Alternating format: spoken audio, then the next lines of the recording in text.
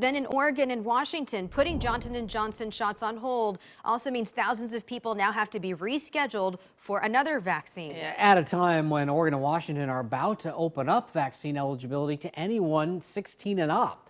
Our Lisa Balick talked with health leaders to find out more. She joins us live from downtown Portland.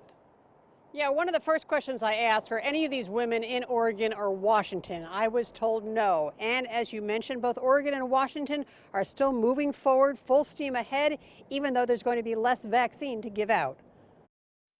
This was about 1 in a million vaccine doses administered.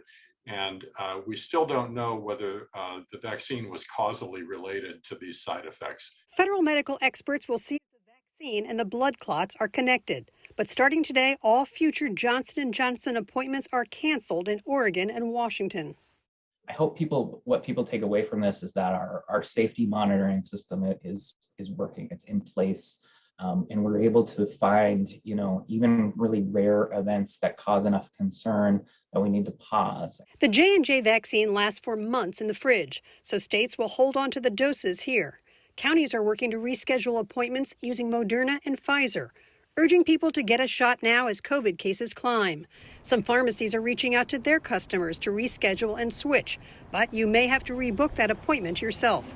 Oregon Governor Kate Brown got the J&J vaccine back in March, tweeting then she wanted to show the vaccine is an incredibly safe and effective way to protect yourself.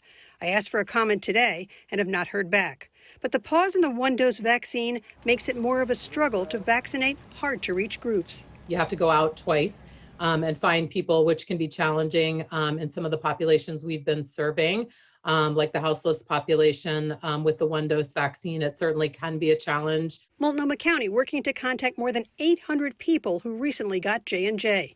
And health leaders worry the vaccine pause could lead to more vaccine hesitancy. It provides confidence that if we were having kind of, severe issues with the other vaccines, we would have found those. We've given a lot more Pfizer and Moderna vaccine than Johnson & Johnson, and we haven't seen these types of adverse reactions.